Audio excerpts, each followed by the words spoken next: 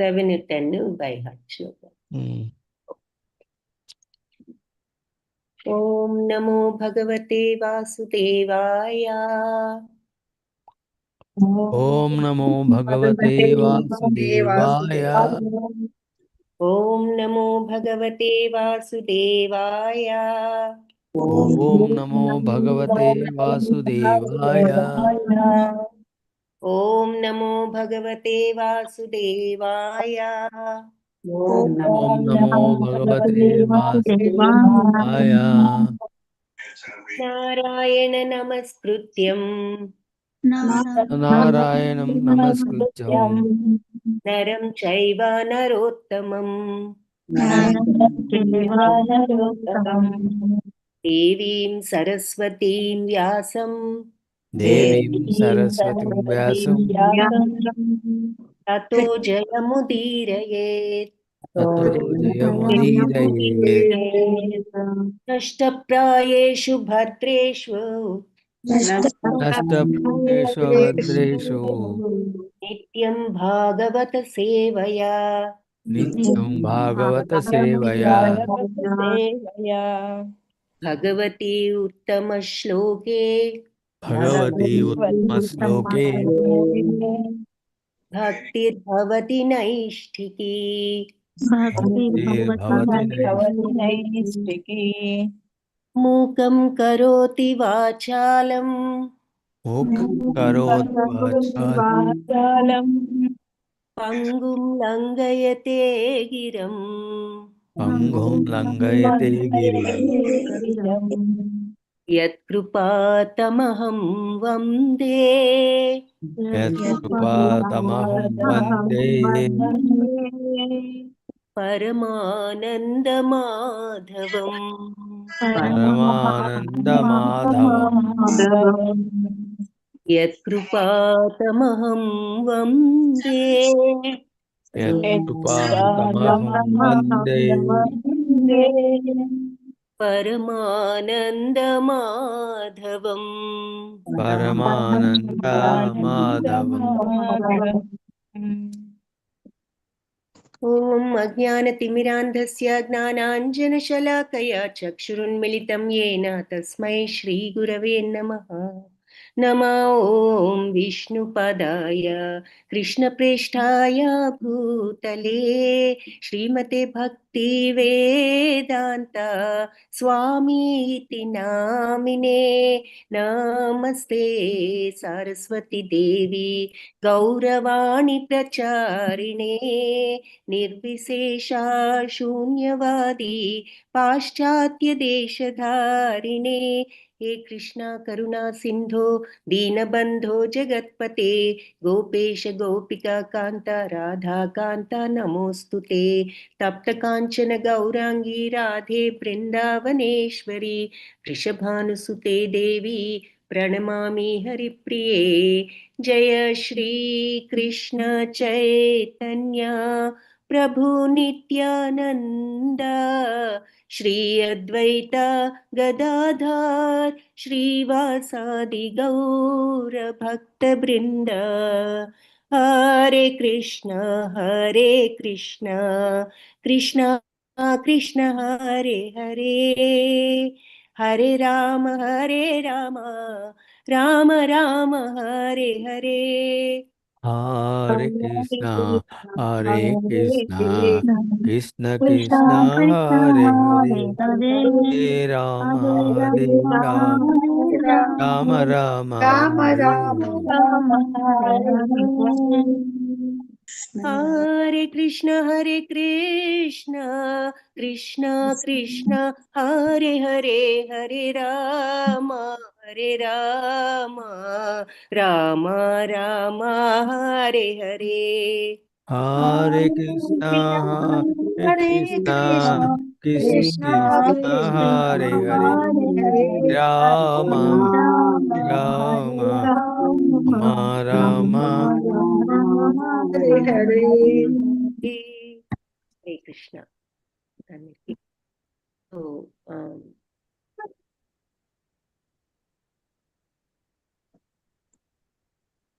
7వ అధ్యాయం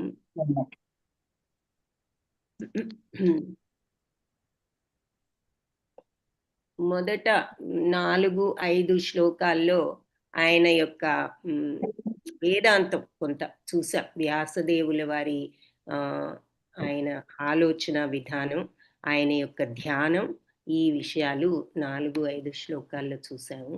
ఆ తర్వాత ఏ విధంగా ఆయన ఈ భక్తి మార్గంలోకి వెళ్ళి మరి అంటే అప్పటి వరకు ఆయన వేదాలు, సూత్రాలు అన్నీ బోధించిన తర్వాత నువ్వు భగవంతుని గురించిన విషయాలు, ఆయన మహత్యాలు ఎక్కువగా చెప్పడం అనేది చేయలేదు కాబట్టి ఇంకా నెక్స్ట్ నువ్వు ఆ పని నువ్వు చేయవలసిందని ఆయన చెప్పిన తర్వాత ఈ రకంగా భక్తి మార్గం వైపు ఆయన యొక్క దృష్టిని సారించడం, ఆయన ఆలోచన విధానం, భాగవతం ద్వారా ఏ రకంగా ఈ భక్తి అనే విషయాన్ని అందరికీ కూడా తెలియపరచాలి అనేది అనే విషయం గురించి ఆయన ధ్యానం చేయడం అది చూసాము. తర్వాత 7th శ్లోకాలో భాగవతం వినడంతో మనకు వచ్చేటటువంటి లాభాలు కొన్ని చూసాం. భక్తిర్ ఉత్పద్యతే పుంసః అన్నారు. అలాగే శోకమోహ భయాపహ అంటే ఇవన్నీ కూడా శోకాన్ని, మోహాన్ని కూడా నుండి మనల్ని విడుదల చేసేది భాగవతం అనేది 7th శ్లోకాలు చూసాము. అలాగే మనకి ఈ భాగవతం చదివితే భక్తి అనేది మనలో మొలకెత్తుతుంది అనేది. భక్తిర్ ఉత్పద్యతే అంటే భక్తి ఉత్పాదన జరుగుతుంది మనలో అని చెప్పారు. సో అది 7th శ్లోకాలు చూసాము.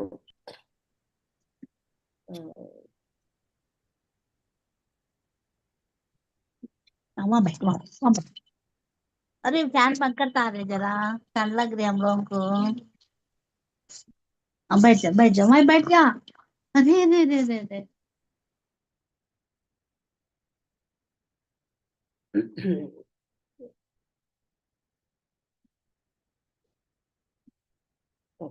ప్రభుజీ మీకు కో-హోస్ట్ ఇచ్చాను. సో 7th శ్లోకాలు అది చూసాము. భక్తిర్ ఉత్పద్యతే పుంసః అన్నారు. అంటే జీవులందరికీ కూడా భక్తి భావాన్ని మొలకెత్తేటట్లుగా చేసేది శోకమోహ భయాపహ, శోకాన్ని మోహాన్ని నుండి మనల్ని విడుదల చేసేది అని చెప్తూ భాగవతం యొక్క ఉపయోగాలు అంటే భాగవతం చదవడం వల్ల మనకు వచ్చేది ఏమిటి అనే ప్రశ్న గనక మనలో ఉదయిస్తే ఆన్సర్స్ అక్కడ చెప్పారు. మరి ఈ ప్రపంచంలో మనం ఈ భౌతిక ప్రపంచంలో ఏ విధంగా మనం ఈ మిజరీస్కి అంటే ఈ దుఃఖాలకు గురవుతూ ఉంటాము, ఏ రకంగా మరి రాగద్వేషాలకు గురి అవుతూ ఉంటాము, ఏ రకంగా ఈ మోహానికి అంటే అటాచ్మెంట్కి గురి అవుతూ ఉంటాము, ఈ అటాచ్మెంట్స్ వల్ల మనకి వచ్చేటటువంటి భయాలు, ఆందోళనలు ఎలా ఉంటాయి, ఇవన్నీ కూడా మరి ఈ ప్రపంచంలో భౌతిక ప్రపంచంలో సర్వసాధారణంగా మనం చూసే విషయాలు. సో 8-9 శ్లోకాల్లో మనకి ఏం చెప్తున్నా అంటే శోకమోహ భయాపహ అన్నారు కదా, దానికి ఏమిటా శోకాలు మోహాలు అన్నది ఇక్కడ చెప్పారు. తర్వాత సుఖదేవ మరి వ్యాస మహర్షి ఈ భాగవతాన్ని సుఖదేవ మహామునికి చెప్పడం గురించింది మనం 7th చాప్టర్లో 8-9 శ్లోకాస్లో చూసాం. సో నివృత్తి నిరతాం ముని అన్నారంటే ఎవరైతే ఈ ఆత్మానుభూతి మార్గంలో ఉన్నటువంటి మునులు, సర్వాత్రోపేక్షకో ముని అంటే వేరే విషయాల మీద, భౌతిక విషయాల మీద ఆసక్తి లేనివాడు, ఉపేక్ష అంటే ఏమాత్రం ఇంట్రెస్ట్ లేనివాడు అని అర్థం. సో ఆ విషయం ఇక్కడ చెప్తున్నారు. ఆత్మానుభవంలో అంతకు పూర్వమే నిమగ్నుడైన సుఖదేవ గోస్వామికి చెప్పడం జరిగింది. తర్వాత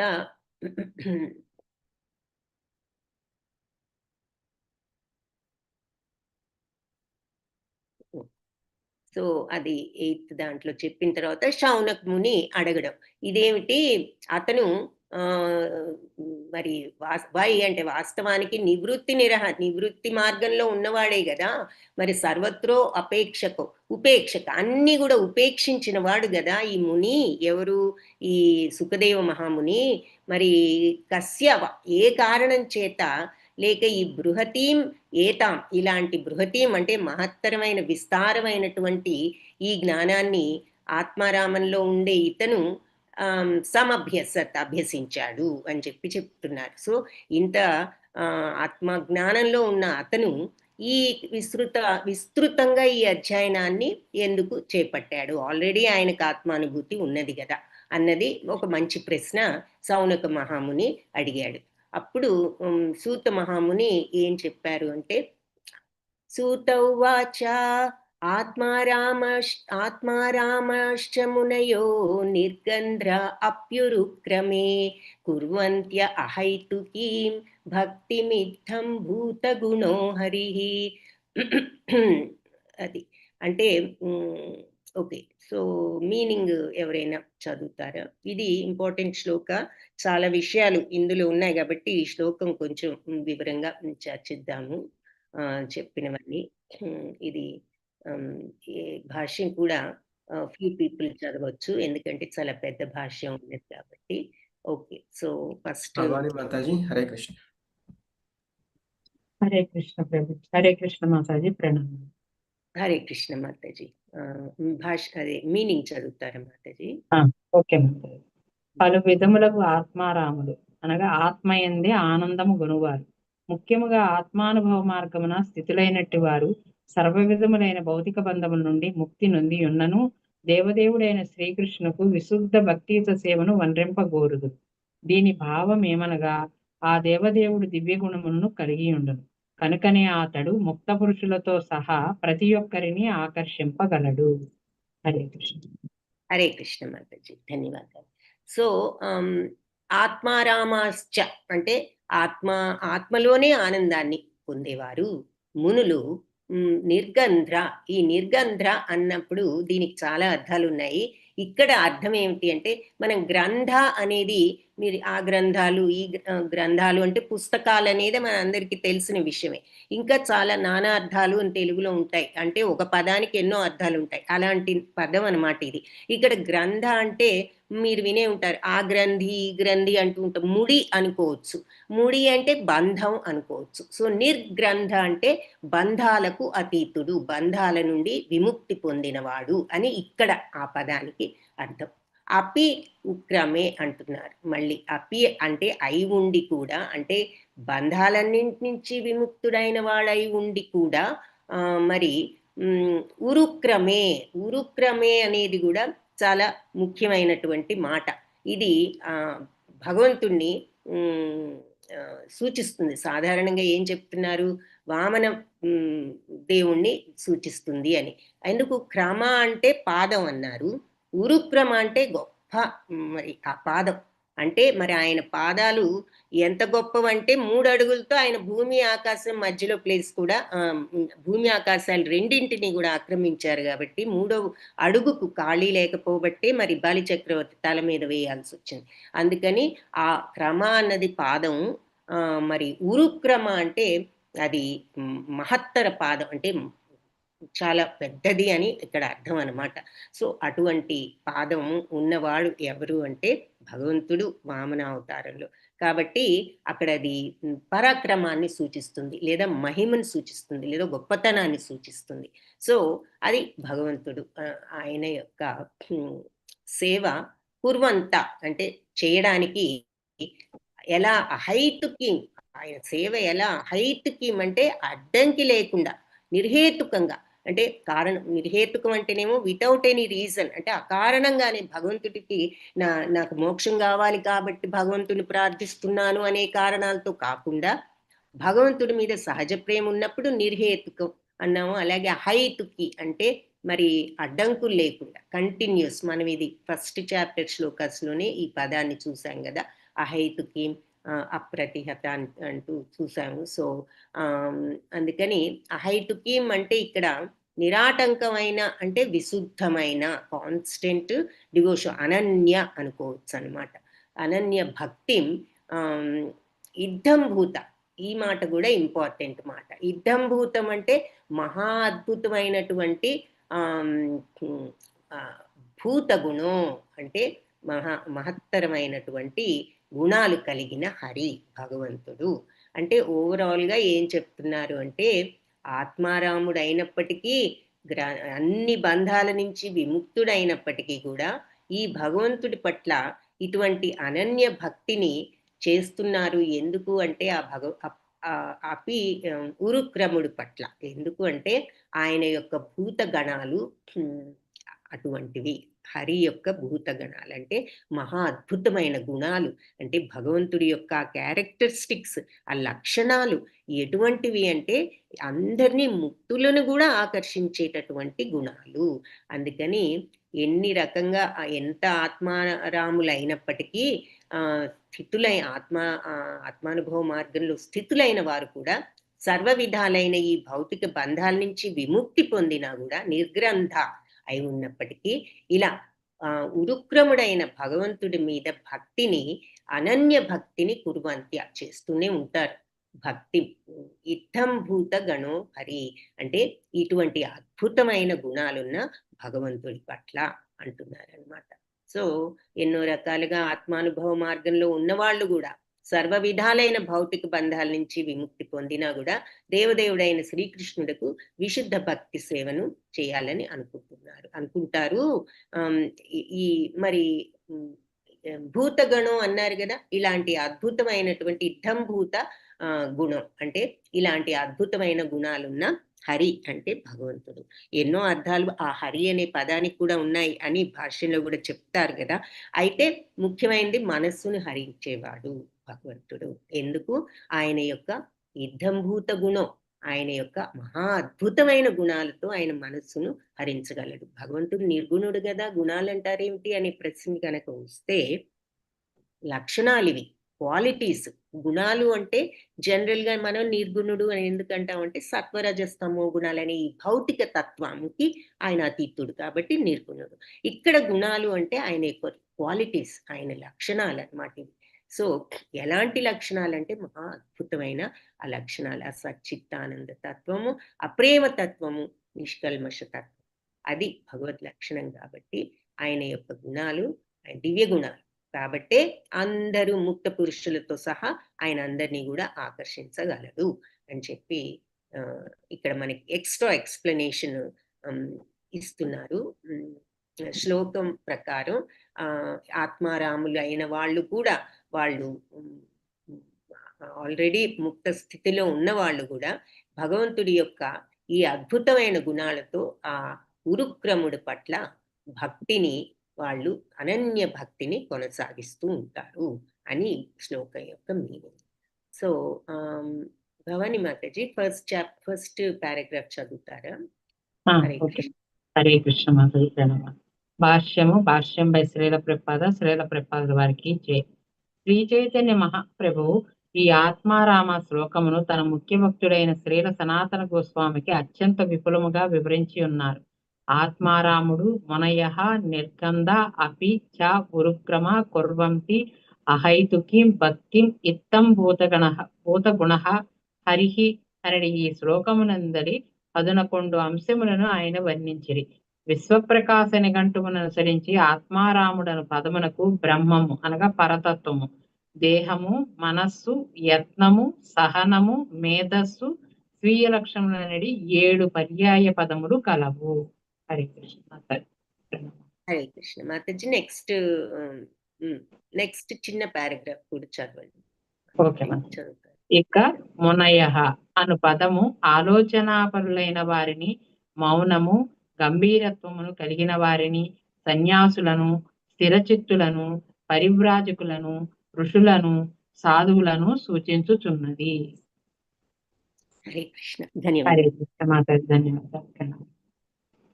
చైతన్య మహాప్రభు మరి ఈ ఆత్మారామ అనే శ్లోకానికి ముఖ్య భక్తుడైన సనాతన గోస్వామికి ఆయన వివరంగా వివరించారు ఈ మాటని. ఆత్మారామ అనే శ్లోకం అంత ఇంపార్టెంట్ కాబట్టి 10th శ్లోక ఈ ఆత్మారాముడు అనే మాటను ఆయన ఏ రకంగా వివరించారంటే తన శిష్యుడైన సనాతన గోస్వామికి ఆత్మారాముడు మునయ నిర్గ్రంథ అపి చ అపి అయి ఉన్నాడు, చ మరియు ఉరుక్రమ అంటే మహత్తర పాదం, మరి కుర్వంతి చేస్తూనే ఉంటారు, అహైతుకీం అంటే నిరాటంకమైన అనన్య భక్తి, ఇథం భూతగుణ ఈ మహా అద్భుతమైన గుణాలున్న హరిహి అంటే హరి భగవంతుడికి అనే ఈ శ్లోకంలో ఈ 11 అంశాలను కూడా ఆయన వర్ణించారు అని చెప్తున్నారు. సో ఇవన్నీ ఇంపార్టెంట్ టర్మ్స్ అన్నమాట, మాటలు ఈ శ్లోకంలో.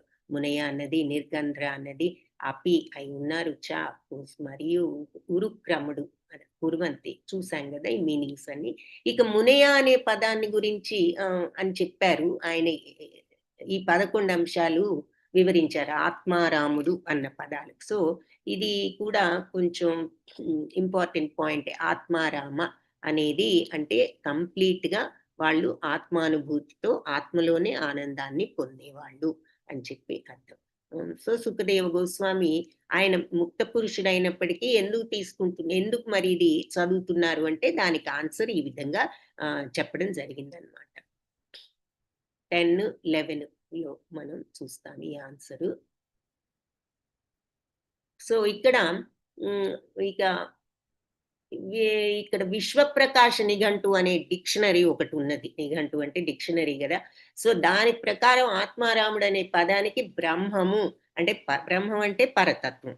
ఇవన్నీ కూడా ఇంటర్ రిలేటెడ్ టర్మ్స్ అన్నమాట. అంటే నానా అర్థాలంటే ఒక పదానికి ఎన్నో అర్థాలు ఉంటే ఇక్కడ ఏమిటంటే ఈ పదాలన్నిటికీ ఒకటే మాట, ఒకటే అర్థం అని అనుకోవచ్చు.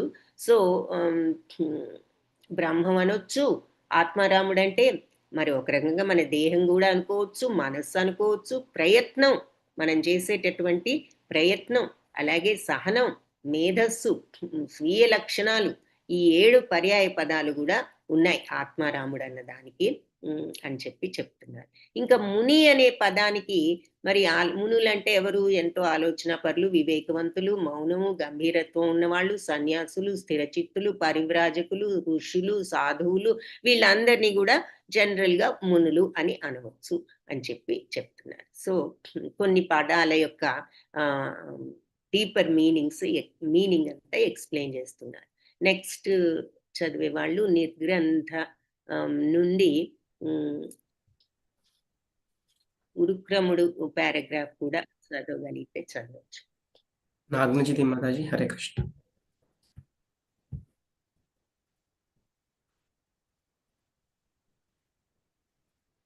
పావని మాతాజీ, హరే కృష్ణ. సారీ ప్రభుజీ, బ్యాక్ వెళ్ళిపోయింది. నిర్గ్రంథ అను పదము 4 రకాలైన భావాలను వసగగలదు. 1 అజ్ఞానం నుంచి బయటపడిన వాడు. 2 శాస్త్ర నిర్దేశములతో ఎట్టి సంబంధము లేనివాడు, అనగా నీతి శాస్త్రాలు, వేదములు, తత్వశాస్త్రము, మనోవిజ్ఞాన శాస్త్రము మొదలగు పలు వాంగ్మయములందు తెలుపబడిన విధి విధానాలకు పరుడైనట్టివాడు, అనగా నియమిత సిద్ధాంతాలను పట్టించుకొనని మూర్ఖులు, విద్యారహితులు, దుర్మార్గుల వంటి వారు. 3 పెట్టుబడిదారుడు. 4 ధనహీనుడు.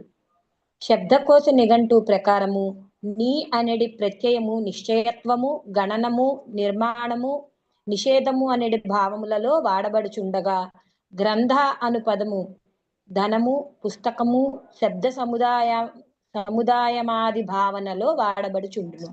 హరే కృష్ణ మాతాజీ. హరే కృష్ణ.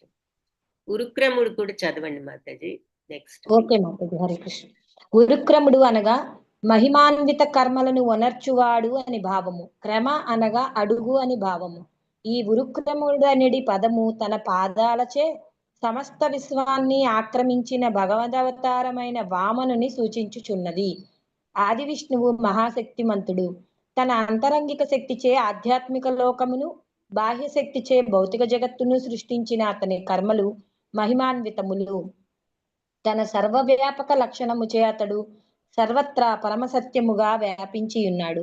దానితో పాటు అతడు తన స్వీయ రూపముచే దివ్యధామమైన గోలోక బృందావనమునందు నిత్యవాసుడై ఉండి వైవిధ్యముతో కూడిన తన దివ్యలీలలను ప్రదర్శించుచుండును. అతని కర్మలు వేరెవ్వరి కర్మలతోనూ పోల్చబడలేవు. కనుకనే ఉరుక్రమ అనే పదము కేవలం ఆ దేవదేవుడికే తగి ఉన్నది. హరే కృష్ణ. హరే కృష్ణ మాతాజీ, ధన్యవాదాలు. సో ముని అన్నదేమో మరి వీళ్ళందరినీ సూచిస్తుందని చూసాము. సాధువుల్ని, ఋషుల్ని, సన్యాసుల్ని, మరి ఈ ఆలోచన వివేకవంతుల్ని, వీళ్ళందరినీ. నిర్గ్రంథ అనే పదం 4 రకాల మీనింగ్ ఉందంటున్నారు. ఒకటేంటి? అజ్ఞానం నుంచి బయటపడ్డ వాళ్ళు, మరి మనకిక్కడ ఒక రకంగా ఇది వర్తిస్తుందన్నమాట ఇక్కడ ఈ శ్లోకంలో. 2 శాస్త్ర నిర్దేశాలతో ఎలాంటి సంబంధం లేని వాళ్ళు. అంటే నీతి శాస్త్రాలు, ఈ శాస్త్రాలన్నిటిలోనూ ఇవేవి కూడా తెలియని వాడు. అంటే శాస్త్రాలు పట్టించుకొని మూర్ఖులు. 3 పెట్టుబడిదారులు, 4 ధనహీనులు. సో ఆబ్వియస్లీ మనకిక్కడ ఇవేవి కూడా అప్లై అవ్వవు. ఈ శ్లోకంలో వాడిన నిర్గ్రంథ అనే దానికి ఫస్ట్‌ది అజ్ఞానం నుంచి బయటపడ్డవాళ్ళు అని మనం చెప్పుకున్నాము. తర్వాత శబ్దకోశ నిఘంటు అంటే శబ్దకోశ డిక్షనరీ ప్రకారం నీ అనేది యూజువల్‌గా ఎప్పుడు వాడతారు? మనం నిశ్చయంగా చెప్పాలి అంటే ఏదైనా గ్యారంటీ అనాలంటే ముందు నీ అనే పదం వాడుతూ ఉంటారు. అలాగే గణన ఏదైనా క్యాలిక్యులేషన్స్ కూడా అది వాడుతూ ఉంటారు. నిర్మాణం విషయంలో వాడుతూ ఉంటారు. నిషేధించాలన్నా కూడా వాడుతూ ఉంటారనమాట. నిషేధంగా ఏదైనా చెప్పాలన్నా ముందు నీ యాడ్ చేస్తూ ఉంటారు. సో ఇవన్నీ కూడా ఇలా నీ అనే పదం ఇలా 4 విషయాలకు వాడుతూ ఉంటారు. అలాగే గ్రంథ అనే పదం ధనాన్ని, పుస్తకాన్ని, శబ్ద సముదాయాన్ని ఇటువంటివన్నీ కూడా సూచిస్తుంది అని చెప్తున్నారు. సో ఇట్లా రకరకాల అర్థాలు ఉన్నాయి. కానీ మనం ఇక్కడ ఏం తీసుకోవాలి అంటే నిర్గ్రంథ అంటే బంధాల నుండి బయటపడ్డవాడు అని ఇక్కడ మనం ఈ శ్లోకంలో నిర్గ్రంథ అంటే మరి బంధాల నుంచి విముక్తి పొందినవాడు అన్న అర్థాన్ని తీసుకోవాలి. ఇక ఉరుక్రముడు అంటే చెప్పుకున్నాం కదా, క్రమ అంటే పాదము, ఉరు అంటే మరి మహత్తర పాదం చల ఈ అనే పాదం. ఎందుకంటే మరి విశ్వాన్నంతా కూడా ఆక్రమించిన భగవదవతారమైన వామనుని సూచిస్తుంది. అందుకని ఉరుక్రముడు అనేది ఆ మహత్తర పాదం అనేది. మరి భగవంతుడి గురించి ఇక్కడ ఇంకా భాష్యంలో ఆయన శక్తిని గురించి, ఆంతరంగిక శక్తి, ఆధ్యాత్మిక, ఆయన భౌతిక శక్తితో భౌతిక లోకాన్ని నడిపిస్తే ఆంతరంగిక శక్తితో ఆధ్యాత్మిక లోకాన్ని కూడా నడిపించగలరు, సర్వత్రా వ్యాపించి ఉన్నారు అంటూ భగవంతుడి యొక్క లక్షణాలను మళ్ళీ ఇక్కడ మనకు చెప్తున్నారు. ఆ తర్వాత కుర్వంతి అనేటటువంటి పదం ఒకటి వాడారు. ఆ కుర్వంతి అనేది ఏమిటి అంటే ఏదైనా పని చేస్తుంటే కుర్వంతి అంటాం. ఏదైనా కర్మ చేయడాన్ని కుర్వంతి ఇతరుల కోసం. అది సంస్కృతం ప్రకారం దాని మీనింగ్ ఆ పదం. సో ఆత్మారాములైన వాళ్ళు భగవంతుడి భక్తి సేవను వాళ్ళ స్వలాభం కోసం కాకుండా ఉరుక్రముడైన ఆ భగవంతుడి ప్రీత్యర్థమే వాళ్ళు పనిచేస్తారు అని మనం అనుకోవచ్చు. అంటే కుర్వంతి అంటే గ్రామాటికల్ మీనింగ్ చేస్తూ ఉండడం అని. కాకపోతే ఇక్కడ ఏమంటున్నారు అంటే ఈ ముక్తులు ఆత్మారాములు వాళ్ళు ఏ పని చేసినా భగవత్ ప్రీత్యర్థం చేస్తారు అని చెప్తున్నారు. సో కుర్వంతే అంటే ఏదో చేస్తున్నారంటే ఏదో మామూలుగా చేస్తున్నారని కాదు, వాళ్ళు భగవత్ ప్రీత్యర్థం చేస్తున్నారు. అందుకే హైతుకి అడ్డంకి లేకుండా అనన్యంగా ఎప్పుడు అందులో నిమగ్నమై ఉంటారు. ఆ భక్తిలో ఇద్దం భూత గుణం హరి, ఆ భగవంతుడి యొక్క మహా అద్భుతమైన ఆ గుణాలను పట్ల ఆకర్షితులై అని ఇక్కడ చెప్తున్నారు శ్లోకంలో. సో అందుకని ఇక్కడ కుర్వంతి అంటే వాళ్ళు ఎలా చేస్తారు అంటే భగవత్ ప్రీత్యర్థం చేస్తారు. సరే, హేతు అనే మాటకు కారణం, హేతువాదం అంటూ ఉంటారంటే లాజిక్ అని అర్థం అన్నమాట. కారణం మనం ఇక్కడ పదం ఏమిటి, మనం శ్లోకంలో వాడిన అహైతుకి అంటే దెర్ ఇస్ నో రీజన్ లేకుండా భగవంతుణ్ణి ప్రేమించడానికి కానీ భక్తితో ఆరాధించడానికి కానీ కారణం న్యాయానికి ఉండకూడదు. సో అందుకని వాళ్ళు కారణం లేనటువంటి అన్నట్లుగా ఇక్కడ చెప్తున్నారు. సో హేతు ఇది చదువుతారా? నెక్స్ట్ ఎవరు చదువుతారు? రాజేశ్వరి మాతాజీ. హరే కృష్ణ. హరే కృష్ణ మాతాజీ. ప్రణామాలు మాతాజీ. సంస్కృత పద ప్రయోగం మాతాజీ చదువుతున్నాను మాతాజీ. చదవండి. ఓకే మాతాజీ, చదవండి. సంస్కృత పద ప్రయోగం అనుసరించి కుర్వంతి అనే పదము ఇతరుల కొరకై కర్మను నిర్వహించుటను సూచించును. అనగా ఆత్మారాములైన వారు శ్రీకృష్ణ భగవానుని భక్తియుత సేవను తమ నెక్స్ట్ పారాగ్రాఫ్ చదవండి. హేతు అనగా కారణమని భావము. మనుజుని ఇంద్రియ ప్రీతికి పలు హేతువులు గలవు. వాటన్నింటినీ ముఖ్యముగా లౌకిక భోగము, యోగ శక్తులు, ముక్తి అను 3 తరగతులుగా విభజింపవచ్చును. ఇవి సాధారణముగా పురోగతిని కోరు మనుజులచే కోరబడుచుండును. వీటిలో లౌకిక భోగములకు సంబంధించినంత వరకు అవి అసంఖ్యాకములు. భౌతిక శక్తికి లోనై ఉన్నందున భౌతిక భావనా పరులు వాటిని మరింతగా వృద్ధి చేసుకొనగోరుదురు. లౌకిక భోగముల పట్టికకు అంతమన్నది లేదు. అంతేగాక ఈ భౌతిక జగమునందు ఎవ్వడును వాటినన్నింటినీ పొందలేడు. ఇక యోగ సిద్ధులనున్నవి 8 రకములు. ఉదాహరణకు అతి సూక్ష్మముగా నగుట, భారరహితముగా నగుట, కోరినదెల్లా పొందగలుగుట, ప్రకృతిపై ఆధిపత్యము వహింపగలుగుట, ఇతర జీవులను నిర్దేశించుట, గ్రహములను అంతరిక్షమునకు పంపుట వంటివి. అట్టి యోగ సిద్ధులన్నీయును శ్రీమద్ భాగవతమునందు తెలుపబడినవి. ఇవి ముక్తి రూపములు 5 ఉన్నవి. ఇక ముక్తి రూపములు 5 ఉన్నవి. మాత చదవమంటారా? చదవండి మాతాజీ. నెక్స్ట్ పైన తెలిపినటువంటి స్వలాభముల ఎడ కోరిక లేకుండా భగవానునకు సేవననర్చుటయే విశుద్ధ భక్తి అనబడును.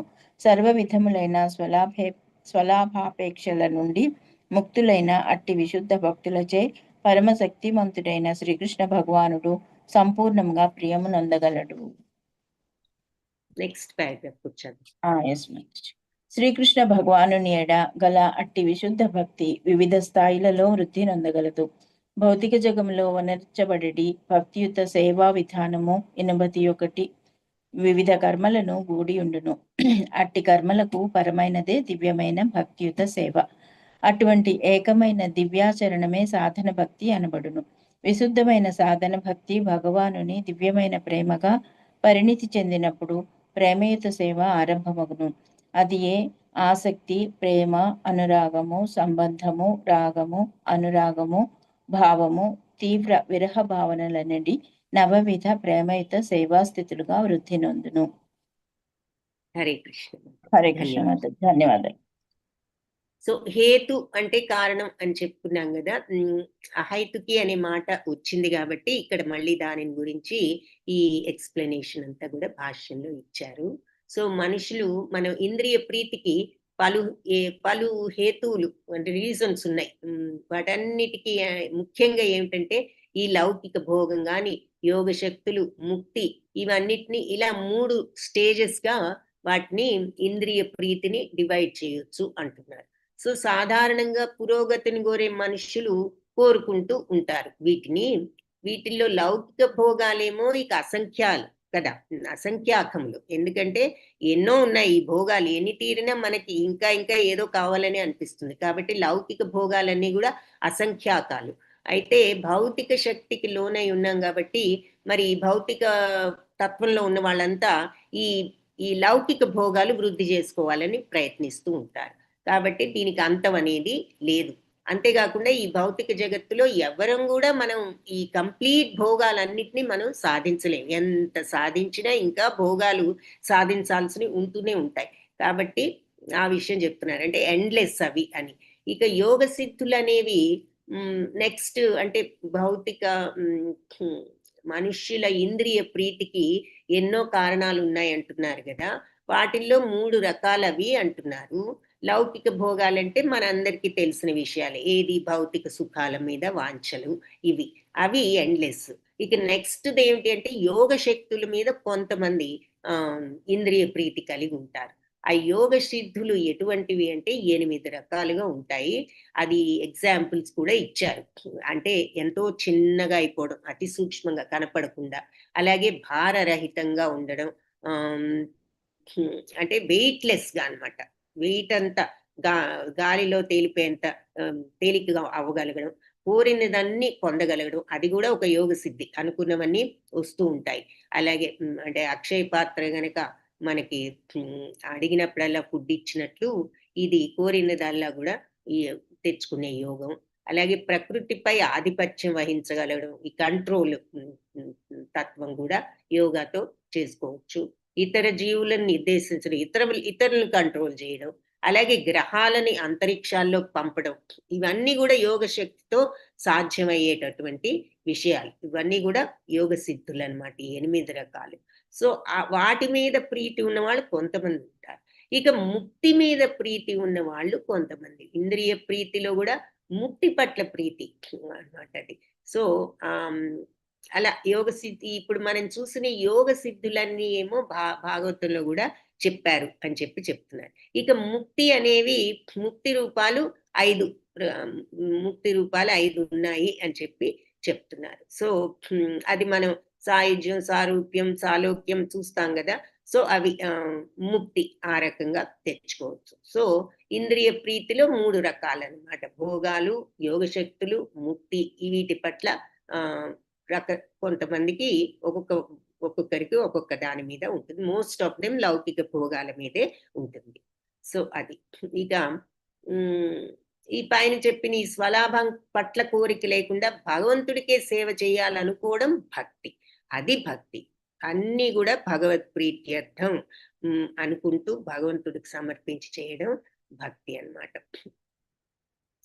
ఈ పైన చెప్పినటువంటి విషయాలన్నీ కూడా మనం మన స్వలాభం కోసం కాకుండా, కోరికతో మన కోరికలు తీర్చుకోవడానికి అనకుండా భగవంతుడి కోసం అన్నట్లుగా మనం చేసినప్పుడు అది విశుద్ధ భక్తి అవుతుంది అని చెప్తున్నారు. సో అన్ని రకాల స్వలాభాపేక్షలు కూడా నుండి బయటపడ్డ వాళ్ళు, ముక్తులైన వాళ్ళు అలాంటి విశుద్ధ భక్తులచే మహాశక్తివంతుడైన భగవంతుడు సంపూర్ణంగా ప్రియము చెందగలడు. సో ఎప్పుడైతే ఈ స్వలాభం అపేక్ష అనే విషయాల నుంచి మనం బయటపడ, సో మరి మీకు ఆటోమేటిక్ గా ఇది వింటుంటే మనం భగవద్గీతలో చూసింది కర్మయోగంలో సమత్వం అంటే ఇదే, భక్తి యోగంలో భక్తితో భగవత్ ప్రీత్యర్థం అన్నది ఇదే.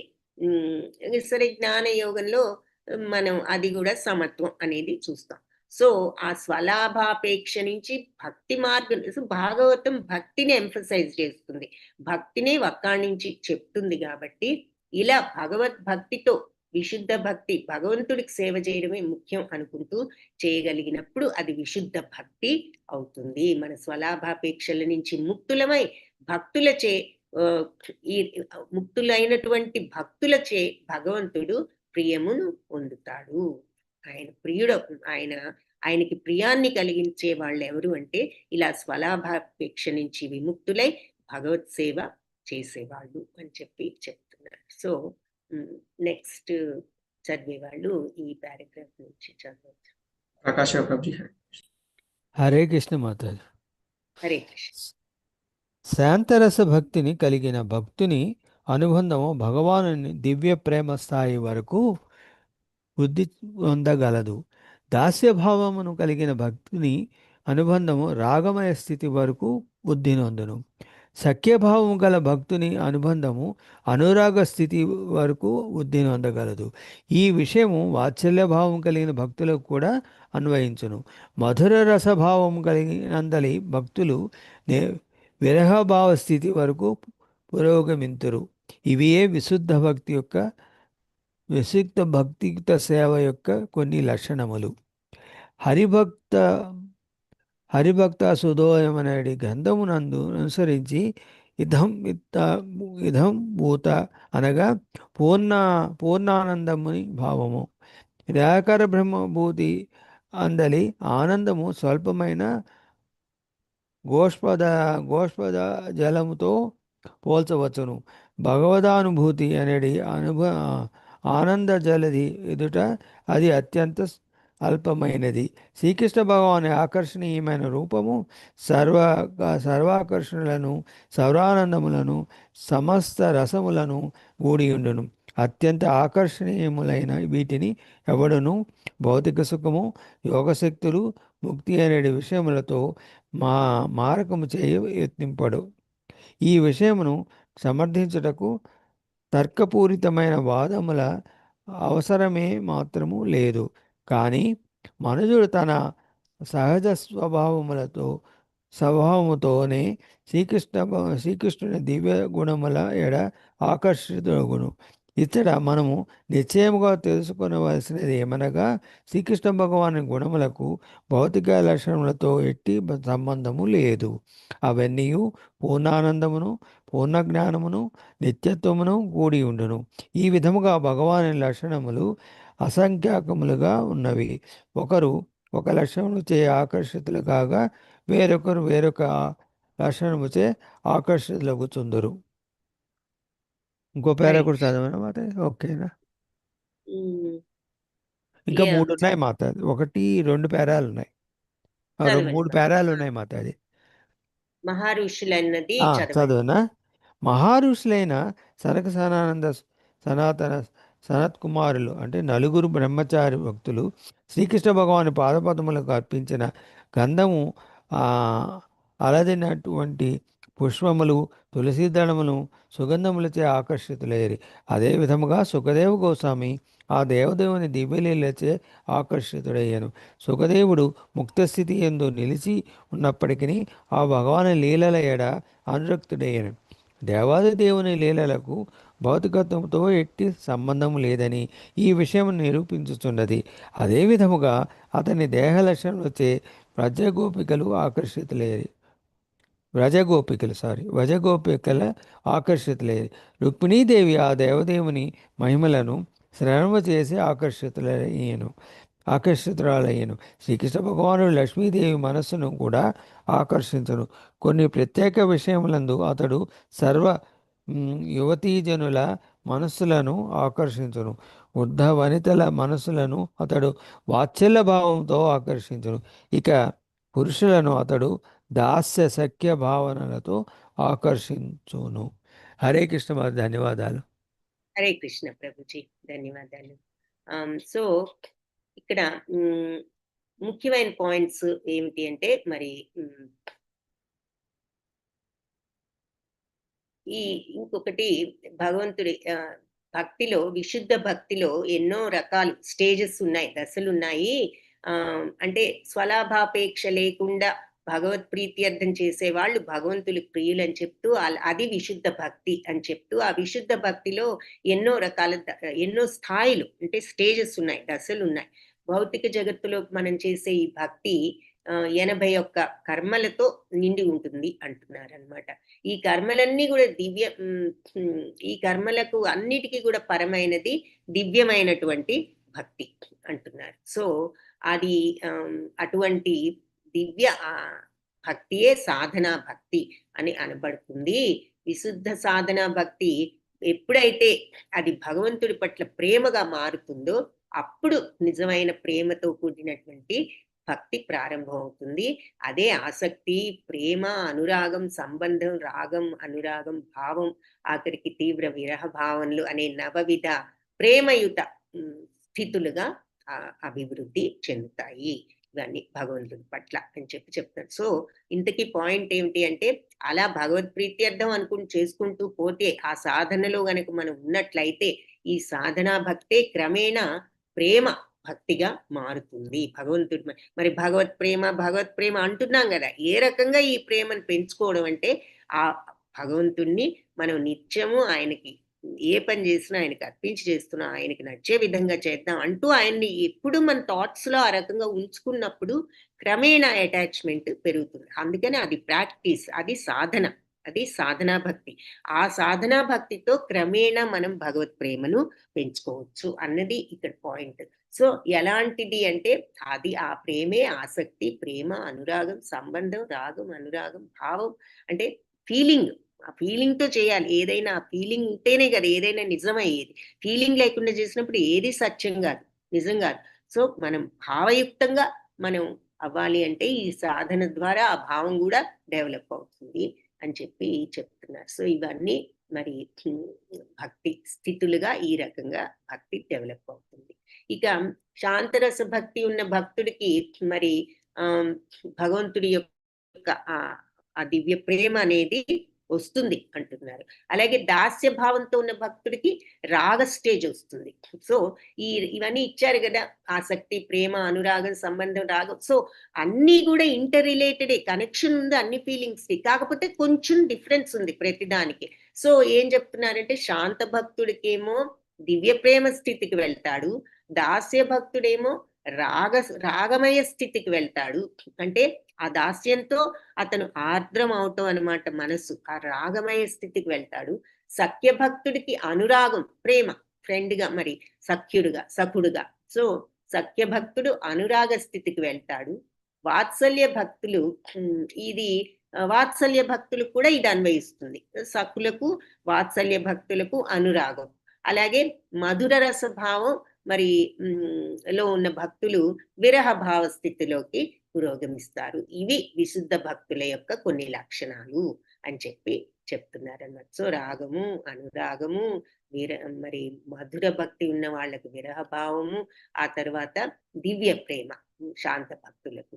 సో ఇవి కొన్ని భక్తిలో ఉన్న కొన్ని లక్షణాలు అని భక్తి లక్షణాలు. ఇవి మనం ఐ థింక్ భక్తి రసామృత సింధులో కూడా చూస్తాం కదా ఇవి. సో అవి ఇక్కడ మళ్ళీ చెప్పారు. ఈ హరిభక్తి సుధోదయం అనే గ్రంథంలో ఇదంభూత అనే పదానికి కూడా ఏం చెప్పారు అంటే పూర్ణానందం అని చెప్పారనమాట. మనం ఇక్కడ ఇదంభూత అంటే ఏం చెప్పారు? మహా అద్భుతమైన అనుకున్నాం. అంటే ఇక్కడ అద్భుతం అనుకోవచ్చు, ఇలా పూర్ణ ఆనందాన్ని కలిగించేది, మహా అద్భుతమైన ఆనందాన్ని కలిగించేది అని అర్థము అని ఆ గ్రంథంలో చెప్పారు. సో ఇక్కడ ఈ పారాగ్రాఫ్ లో ఏం చెప్తున్నారంటే బేసిక్ గా నిరాకార తత్వంలో ఉన్న ఆనందమేమో స్వల్పమైంది, గోష్పద జలంతో దాన్ని కంపేర్ చేయొచ్చు. భగవద్ అనుభూతి అనే ఆనంద జలది ముందు అది చాలా తక్కువ, అల్పం అంటున్నారు. సో రెండు మార్గాల్లోనూ అంటే సాకార నిరాకార అంతే కదా. సో నిరాకార తత్వంలో ఉన్న ఆనందం కంటే సాకార తత్వంలో ఆనందం ఇంకా ఎక్కువ. ఎందుకు అంటే అని భాష్యంలో ఏం చెప్తున్నారు?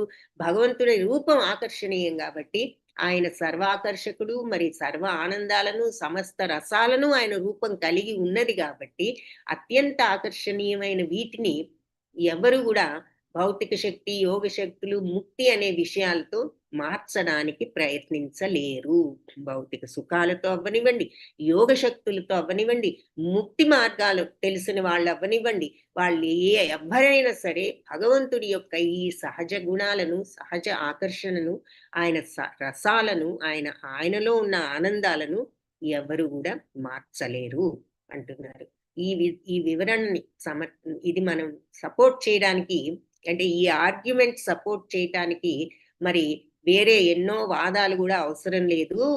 మనిషి తన ఒరిజినల్ సహజ స్వభావంతోనే భగవంతుడి యొక్క గుణాల పట్ల ఆకర్షితుడు అవుతాడు. అంటే భగవంతుడు ఇలాంటి ఆకర్షణీయమైన గుణాలు ఉన్నవాడు అన్న దాని గురించి మనం విపరీతమైన వాదనలు చేయాల్సిన అవసరం కూడా లేదు అంటున్నారు. ఎందుకంటే ఆ మనిషి తన యొక్క ఒరిజినల్ స్వభావంతో భగవంతుడి గుణాల పట్ల ఆకర్షితుడు అవుతాడు.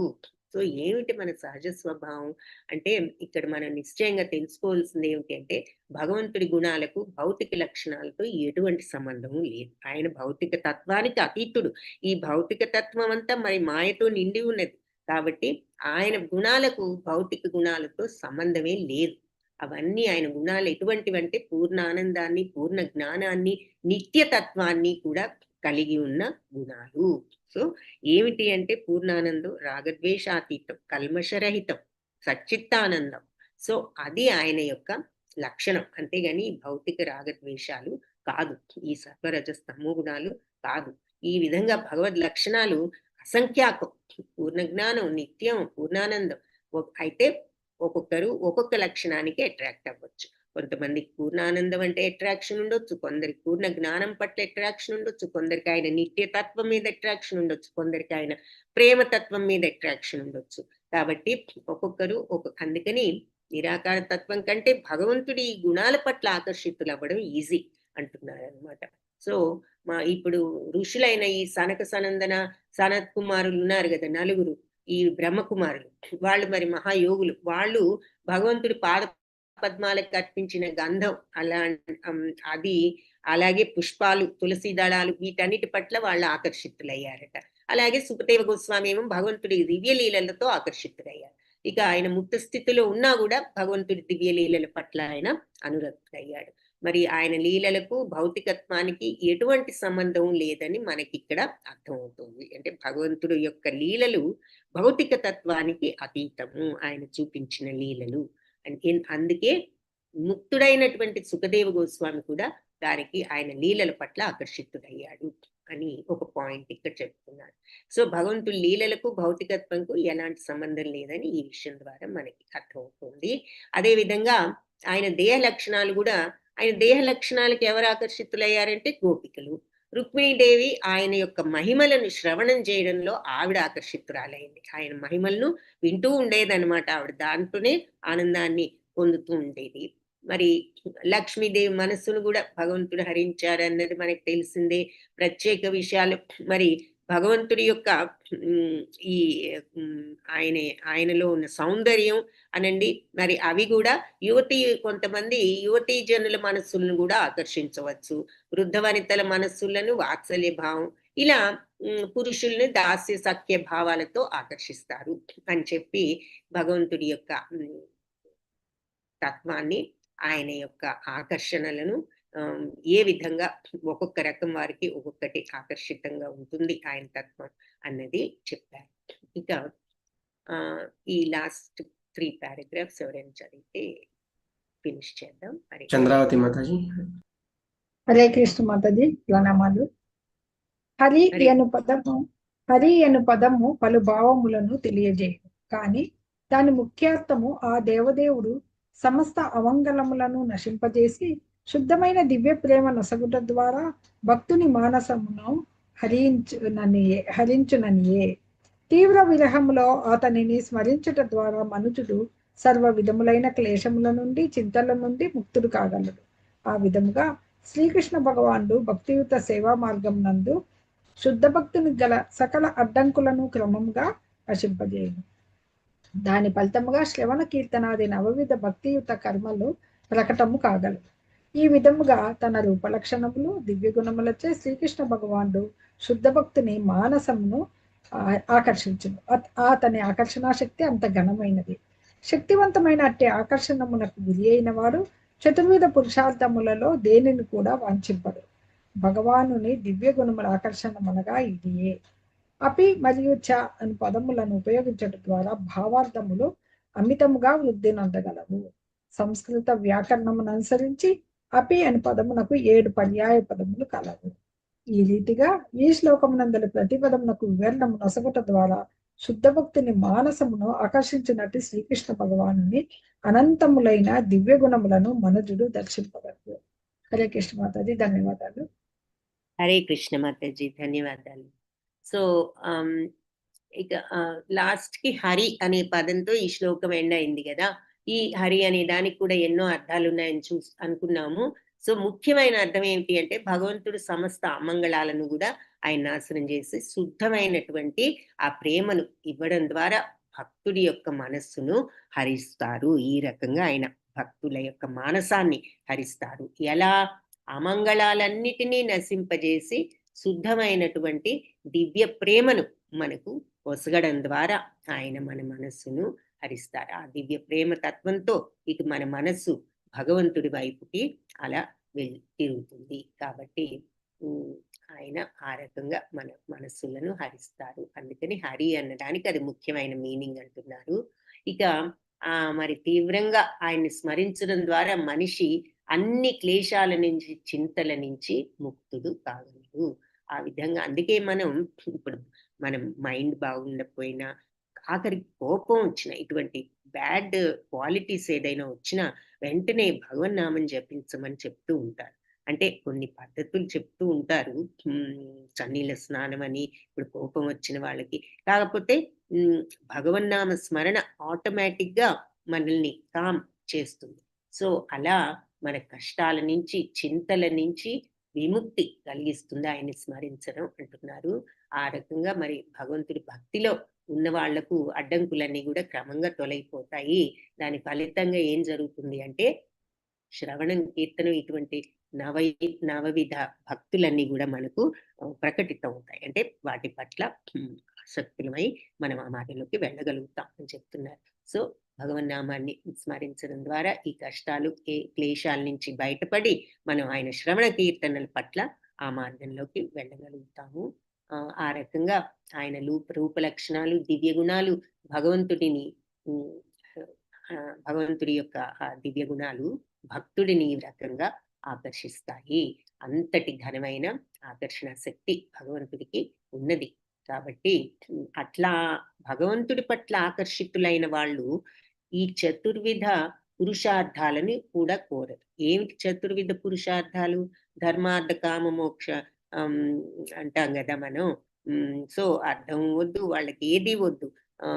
సో వాళ్ళు అటువంటి పురుషార్థాలను కూడా వాళ్ళు వాంఛించరు ఈ భగవద్ ఆకర్షణలో ఉన్నవాళ్ళు.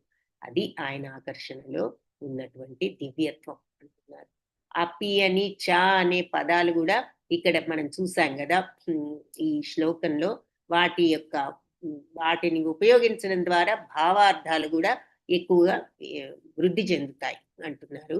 ఈ సంస్కృత వ్యాకరణం ప్రకారం అపి అనే పదానికి 7 పర్యాయ పదాలు ఉన్నాయి. అపి అంటే 7 మీనింగ్స్ ఉన్నాయి అన్నమాట. సో అట్లా ఈ శ్లోకంలో ప్రతి పదానికి కూడా ఈ రకంగా వివరణ ఇవ్వడం ద్వారా శుద్ధ భక్తుడి మనస్సును ఆకర్షించే భగవంతుడి దివ్య గుణాలను మనం అంటే ఇంత క్లియర్ గా చదివి అండర్స్టాండ్ చేసుకుంటే మనం భగవంతుడి యొక్క తత్వాన్ని అండర్స్టాండ్ చేసుకుని ఈ భక్తి మార్గంలోకి వెళ్ళొచ్చు అని చెప్తున్నారు. అందుకని ఇంత వివరమైనటువంటి ఎక్స్ప్లెనేషన్ ఇవ్వడం జరిగింది అనమాట. సో ఆత్మారామాశ్చ మునయో నిర్గ్రంథ అపి కురుక్రమే. సో ఈ ఆత్మారామశ్చుడు చ అయి ఉండి కూడా ముని మరి బంధాల నుంచి విముక్తుడై ఉండి కూడా మరి ఉరుక్రమే భగవంతుడి యొక్క ఆ భక్తిలో ఎటువంటి అహైతుకీం భక్తి అంటే నిరాటంకమైన అకారణమైన ఆ భక్తిలో కుర్వంత ఆ భక్తి మార్గాన్ని సాగిస్తూనే ఉంటాడు, చేస్తూనే ఉంటాడు ఆ భక్తి తత్వాన్ని.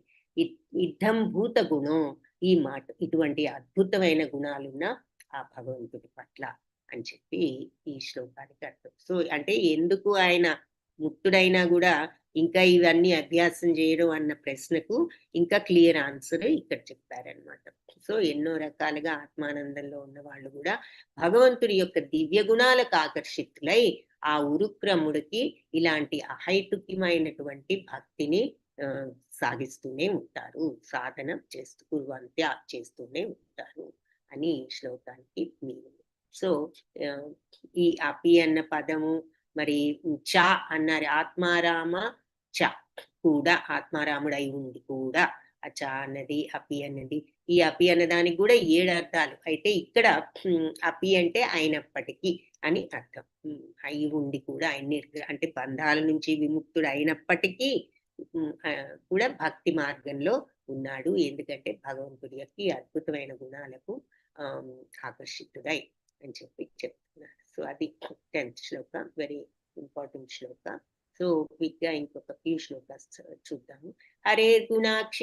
హరే గుణాక్షిప్తమతి భగవాన్ బాదరాయణి అధ్యగాన్ మహదాఖ్యానం నిత్యం విష్ణుజన ప్రియ. సో ఇది మీనింగ్ భాష్యం ఎవరైనా చదువుతారా? రాస వినోదిని మాతాజీ. హరే కృష్ణ.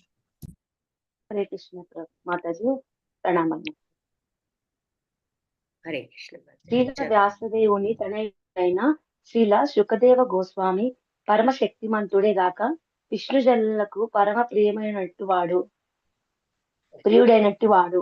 ఈ విధముగా అతడు ఈ గొప్ప అభ్యాసమును శ్రీమద్ భాగవతమును అధ్యయనము గావించెను. హరే కృష్ణ. భాష్యం కూడా చదవండి. చదవండి. హరే కృష్ణ. భాష్యము బై శ్రీల ప్రభుపాద్ గారికి జై. బ్రహ్మ వైవర్త పురాణము అనుసరించి శ్రీల శుకదేవ గోస్వామి తల్లి గర్భమునందున్నప్పుడే ముక్త జీవుడై ఉండెను. జననము పిమ్మట అతడు గృహమునందు నిలువబోడని శ్రీల వ్యాసదేవుడు తొలుతనే ఎరిగి ఉండెను.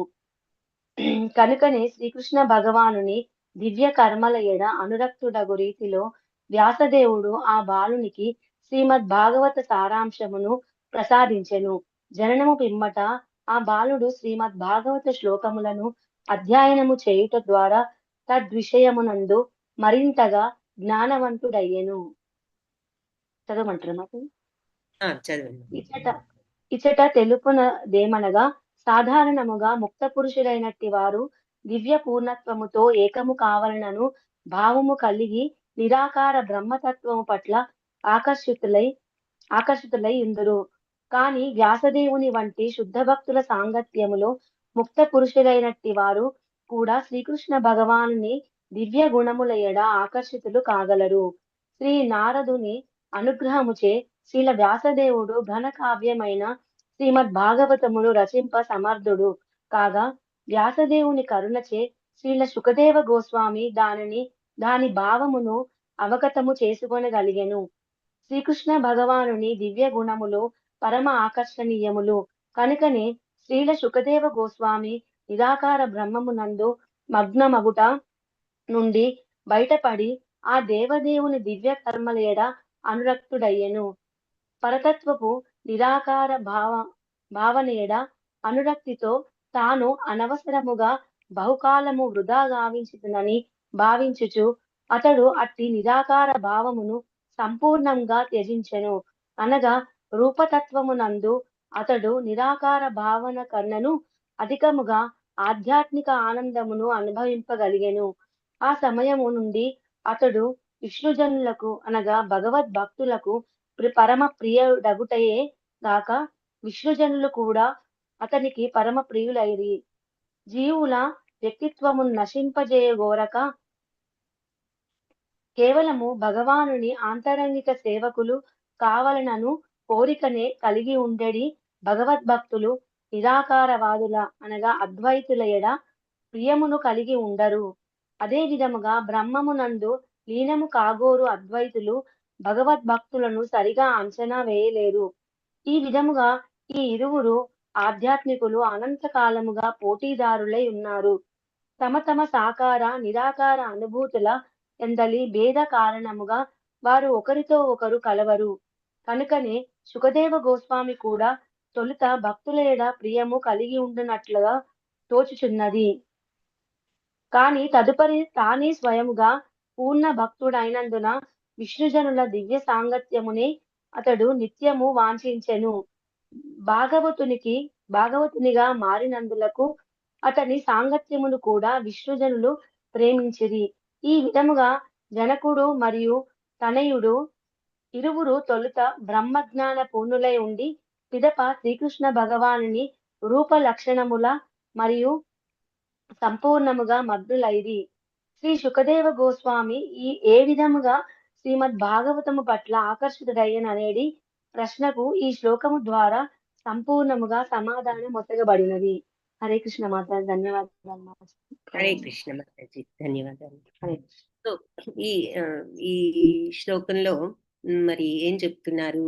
భగవంతుడి సుఖదేవ గోస్వామి ఆయన శక్తివంతుడే కాకుండా విష్ణుజనులకు కూడా ప్రియమైన, విష్ణుజన ప్రియ అన్నారు కదా, విష్ణుజనులకు కూడా ప్రియమైన వాడు. అంటే ఈ విధంగా ఈ గొప్ప అభ్యాసాన్ని ఆయన అధ్యయనం గావించాడు అని చెప్తున్నారు. ఏ విధంగా అంటే మనకి ఇంతకు ముందు శ్లోకంలో చెప్పారు కదా, భగవంతుడి ఆయన ఈ ముక్త పురుషులు కూడా భగవంతుడి గుణాలకు ఆకర్షితులై వాళ్ళ భక్తిలో లీనమవ్వాలని కోరుకుంటారు. సో హరే గుణ అక్షి అంటే భగవంతుడి యొక్క ఈ దివ్య గుణాలు అక్షిప్త, వాటి పట్ల ఆకర్షితులై మతి అంటే ఆకర్షితులైన మనస్సు కలవారై ఇక్కడ భగవాన్ అని ఎవరిని అంటున్నారు అంటే సుఖదేవ మహాముని. సో ఆయన మరి బాదరాయని భగవాన్ అంటే శక్తివంతుడు, భగవాన్ అంటే పరాక్రమవంతుడు అన్న మాట కూడా వాడారు. సో ఆ బాదరాయణి అంటే ఎవరు? బాదరాయణుడైనటువంటి వ్యాసదేవుడి పుత్రుడు. సో అధ్యగాత్ అంటే అధ్యయనం చేశాడు. ఏమిటి? మహదాఖ్యానం. ఈ ఈ గొప్ప గ్రంథాన్ని ఆయన అధ్యయనం చేశాడు. ఈ వివరణ అంతా ఈ మహా ఎక్స్ప్లెనేషన్ అన్నమాట. ఈ మహా వివరణను అధ్యయనం చేశాడు నిత్యము ఈ విష్ణుజన ప్రియుడు అని చెప్తున్నారు. సో దేనికి? హరేర్గుణ అక్షిప్త, భగవంతుడి గుణాలకు ఆకర్షితుడై ఈయన ఇవన్నీ కూడా మళ్ళీ అధ్యయనం చేశాడు. సో ఎందుకు ఆయన మళ్ళీ చేశాడు అన్న దానికి ఇది ఇంకా క్లియర్ ఎక్స్ప్లెనేషన్, ఇంకా నొక్కి చెప్తోందన్నమాట. భగవంతుడి యొక్క లక్షణాలకు ఆకర్షితుడై అన్నమాట ఇక్కడ చెప్తున్నారు. సో వ్యాసదేవుడు తనయుడైన సుఖదేవ గోస్వామి శక్తివంతుడే కాకుండా విష్ణు జనులకు పరమ ప్రియుడు. ఈ విధంగా ఆయన గొప్ప ఆఖ్యానాన్ని ఈ గొప్ప ఆఖ్యానాన్ని అధ్యయనం చేశాడు. సో ఇక్కడ భాష్యంలో మనకి సరే నిరాకార తత్వంలో మొదట ఉన్నాడు, తర్వాత ఈ రకంగా భాగవత అభ్యాసంతో భక్తుడయ్యాడు. సో ఈ నిరాకార తత్వం వాళ్ళు ఆకార తత్వం సాకార తత్వం వాళ్ళకి ఎప్పుడు కూడా కొంత పోటీ ఉన్నది అనాది నుంచి. అలాగే వాళ్ళు వీళ్ళనితో కలవరు, వీళ్ళు వాళ్ళతో కలవరు అంటూ చెప్తున్నారు మనకి భాష్యంలో ఇక్కడ. అయితే ఈ సుఖదేవ గోస్వామి కూడా మొదట్లో మరి ఈ భక్తులు ఆయన పట్ల ఆకర్షితులు కాలేరు. ఎప్పుడైతే ఆయన ఈ భక్తి మార్గంలోకి వచ్చారో ఆ తర్వాత పూర్ణ భక్తుడు అయ్యేసరికి విష్ణు జనులందరూ కూడా ఆయన భక్తుల సాంగత్యాన్ని కోరుకున్నాడు. ఆ తర్వాత భక్తులందరూ కూడా ఆయన యొక్క సాంగత్యాన్ని కోరుకున్నారు అని చెప్తున్నారు. సో అది భాష్యంలో మెయిన్ గా చెప్పిన పాయింట్. సో ఆయన ఏ విధంగా ఆకర్షితుడయ్యాడు అంటే భగవంతుడి యొక్క ఆ లక్షణాలకు ఆకర్షితుడై ఆయన ఈ రకంగా భాగవతాన్ని అభ్యసించారు. పరీక్షితోధరాజర్షే జన్మ కర్మ విలాపనం సంస్థాం చ పాండుపుత్రాణం వక్ష్యే కృష్ణ కథోదయం. సో సూతగు హరే కృష్ణ, ఇది మీనింగ్ చదువుతారా? వినీత విజయలక్ష్మి మాతాజీ. మీనింగ్ భాష్యం హరే కృష్ణ. ఓకే. సూత గోస్వామి ఈ విధముగా సౌనకుని అధ్యక్షతన గల ఋషులతో ఇట్లు పలికెను. శ్రీకృష్ణ భగవానుని దివ్యచరితమును రాజర్షి అయిన పరీక్షిన్ మహారాజు యొక్క జన్మ కర్మ ముక్తి వృత్తాంతమును పాండుతనయుల మహాప్రస్థానమును నేనిప్పుడు వర్ణించెదను. భాష్యము వైశ్ల ప్రభుపాద్కి జై. పతిత జీవుల ఎడ పరమదయాళువైన శ్రీకృష్ణ భగవానుడు స్వయముగా వివిధ జీవజాతుల యందు ఆవిర్భవించి వాటి నిత్య కర్మలలో పాలు పంచుకొనును. భగవానుని కర్మలతో ముడివడి ఉన్న ఎట్టి చారిత్రాత్మక విషయమైనను లేదా నూతన విషయమైనను అతని దివ్య వర్ణనముగానే ఎరుగవలను. కృష్ణునితో సంబంధం లేనిచో పురాణములు మరియు మహాభారతము కేవలము కథలు లేదా చారిత్రాత్మక విషయములు మాత్రమే. కానీ కృష్ణుని సంబంధములో అవి ఆధ్యాత్మికములు అగుతున్నవి. వాటిని వినినంతనే మనము ఆ దేవదేవుని దివ్య సంబంధమున నెలకొనగలము. ఈ శ్రీమద్ భాగవతము కూడా ఒకానొక పురాణమే అయినను శ్రీకృష్ణ భగవానుని కర్మలు కేంద్ర విషయమే గాని అనుబంధిత చారిత్రాత్మక విషయములు కాకపోవుట దీని అందలి ప్రత్యేకత అయి ఉన్నది. కనుకనే శ్రీమద్ భాగవతమును అమలమైన పురాణముగా శ్రీ చైతన్య మహాప్రభు వర్ణించి ఉన్నారు. తొలి స్కంధముల అవగతము కొనకనే నేరుగా దశమ స్కంధమునందలి శ్రీకృష్ణ లీలలను ఆస్వాదింపగోరడి అల్పజ్ఞులైన భాగవత పురాణ భక్తులు కొందరు కలరు. ఇతర స్కంధములు శ్రీకృష్ణునితో ముడివడి లేవన్న అపోహలో నిలిచియుండు అట్టివారు మూర్ఖముగా దశమ స్కంధ పఠనమును చేపట్టుదురు.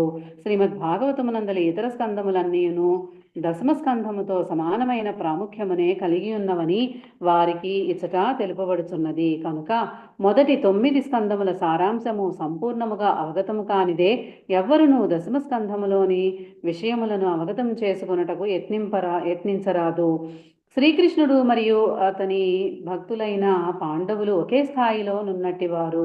వివిధ రసభావములు కలిగినట్టి భక్తులు లేకుండా శ్రీకృష్ణుడు గాని లేదా శ్రీకృష్ణుడు లేకుండా పాండవుల వంటి శుద్ధ భక్తులు గాని ఉండజాలరు.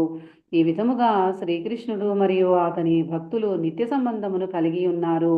వారినెవ్వరునూ వేరు చేయజాలరు. కనుకనే వారికి సంబంధించిన చర్చలన్నీను కృష్ణ కథలే అగుతున్నవి. హరే కృష్ణ మాతాజీ. థ్యాంక్ యూ మాతాజీ. హరే కృష్ణ మాతాజీ, ధన్యవాదాలు.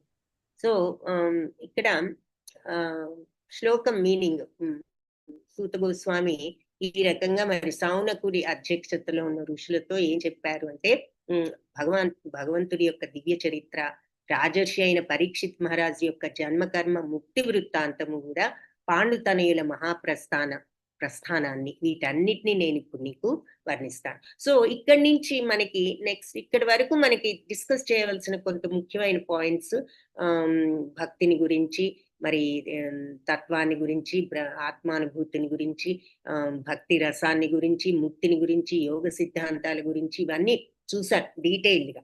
సో ఇక నుంచి మనకి స్టోరీ స్టార్ట్ అవుతుంది అనమాట. సో ఇక్కడ ఈ ఈ శ్లోకంలో అందుకని పరీక్షిత్ మహారాజు యొక్క ఈ విధంగా ఆ రాజులలో ఋషి లాంటి వాడు ఆయన రాజర్షి జన్మ కర్మ విలాపనం, ఆయన జన్మ కర్మ ముక్తి ఇవన్నీ సంస్థాంచ, సంస్థాం అంటే మహాప్రస్థానం. ఎవరు మహాప్రస్థానం? పాండవులు. వాళ్ళంతా వాళ్ళ మహాప్రస్థానం చ, మరియు పాండుపుత్రాణ పాండవుల యొక్క పాండురాజు తనయులైన పాండవుల యొక్క వక్ష్యే చెప్తాను. ఇవన్నీ మహాప్రస్థానము, కృష్ణ కథోదయం, ఇవన్నీ కూడా శ్రీకృష్ణుడి యొక్క దివ్య కథలను వర్ణించేవి అని చెప్పి చెప్తున్నారు. అంటే పాండవుల గురించి, పరీక్షిత్ గురించి చెప్తూ కృష్ణ కథలు అంటున్నారు ఏమిటి అనే డౌట్ వస్తుంది కదా. దానికి మీనింగ్ ఇక్కడ భాష్యంలో అందుకని చెప్పారు. ఏది మరి కొంతమంది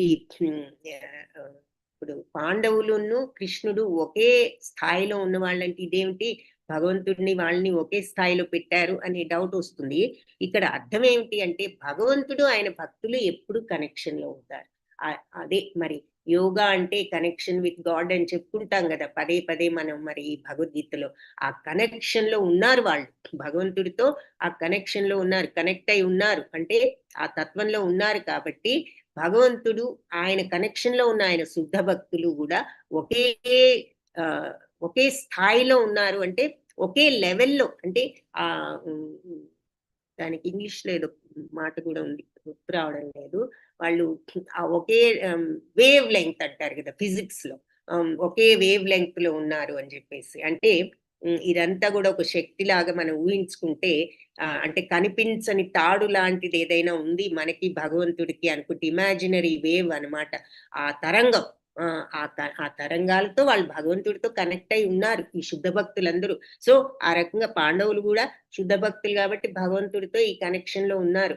సో భగవంతుడు ఆయన భక్తులు ఎప్పుడు ఈ కనెక్షన్ లో నిత్య సంబంధంతో ఉంటారు. వాళ్ళని ఎవ్వరు కూడా వేరు చేయలేరు ఆ కనెక్షన్ ని. ఆ శుద్ధ భక్తులు ఆ కనెక్షన్ లోకి వచ్చిన తర్వాత ఇక ఆ కనెక్షన్ ఎప్పుడు కూడా తొలగిపోదు. కాబట్టి శుద్ధ భక్తుల గురించి మనం చర్చించుకున్నా అవి కృష్ణ కథలే అవుతాయి. ఎందుకంటే వాళ్ళు కాన్స్టెంట్ గా భగవంతుడి కాంటాక్ట్ లో ఉన్నారు కాబట్టి, ఆ రకంగా వాళ్ళు భగవంతుడి స్థాయి కాదు, భగవంతుడితో ఆ కనెక్షన్ కాబట్టి ఆ రకంగా వాళ్ళు భగవంతుడి ఆయన యొక్క పరిధిలోనే ఉన్నవాళ్ళు కాబట్టి ఆయన కూడా వాళ్ళ కథలు కూడా కృష్ణ కథలే అవుతాయి అని చెప్తూ, మరి కొంతమంది ఇలా డైరెక్ట్ గా ఇవన్నీ మనకెందుకు, ఈ ఫస్ట్ 9 స్కందాలు వెళ్ళిపోయి 10th స్కందం మనం భగవంతుడిదే చూసుకుందాము అని వెళ్ళిపోతూ ఉంటారు తెలియక, మూర్ఖత్వంతో. కానీ ఇవన్నీ కూడా కృష్ణ కథలే. ఎందుకంటే ఫస్ట్ 9 కూడా మరి అసలు భాగవత తత్వాన్ని, భాగవతం ఆరిజిన్ ని, భాగవతం యొక్క మీనింగ్ ని అన్ని కూడా క్లియర్ గా మనకి చెప్పాయి. తరువాత ఈ భక్తులందరి యొక్క తత్వాలు కూడా మనకి చెప్తున్నాయి స్టోరీస్. సో ఆ భక్త కథలు కూడా కృష్ణ కథలే. అవి చదవకుండా మరి 10th చాప్టర్ కి వెళ్ళటం కరెక్ట్ కాదు అని చెప్పి ఇక్కడ చెప్తున్నారు. సో శ్లోకాలు ఏం చెప్పారంటే, సో నీకు ఈ పరీక్షిత్ మహారాజు యొక్క ఆ రాజర్షి అయిన పరీక్షిత్ మహారాజు యొక్క జన్మ కర్మ విలాపనాలు, ఆయనకి ఏ రకంగా ఆయన జన్మ కర్మల నుంచి విముక్తి చెందాడు, మరి మహాప్రస్థానం నుంచి పాండవుల యొక్క మహాప్రస్థానం గురించి ఇవన్నీ కృష్ణ కథలన్నీ మీకు ఇప్పుడు చెప్తాను అని చెప్పి ఆయన చెప్పారు సూత మహాము. సో ఈ ఒక్క శ్లోకం క్విక్ గా చూసి క్లాస్ ఎండ్ చేద్దాం. ఈ రెండు మరి యదామృధే కౌరవ సుంజయానాం వీరేష్వధో వీరగతిం గతేషు వృకోదరా విద్ధ గదాభిమర్ష భగ్నోరుదన్నే ధృతరాష్ట్రపుత్రే భర్తు ప్రియం ద్రౌణిరితి స్మ పశ్యన్ కృష్ణాసుతానాం స్వపతాం శిరాంసి ఉపాహరద్విప్రియమేవ తస్య జుగుప్సితం కర్మ విగర్హయంతి. ఓకే. హరే కృష్ణ. మీనింగ్ భాష్యం చదువుతారా? హరే కృష్ణ. హరే కృష్ణ మాతాజీ. హరే కృష్ణ. నేను చదువుతాను మాతాజీ. హరే కృష్ణ. సరే.